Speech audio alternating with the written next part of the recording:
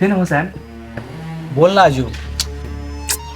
म्हणजे मला तिला कधी गमवायचं नाही रे. म्हणजे असं काहीतरी सांग ना की ती मला कधी सोडून नाही गेली पाहिजे.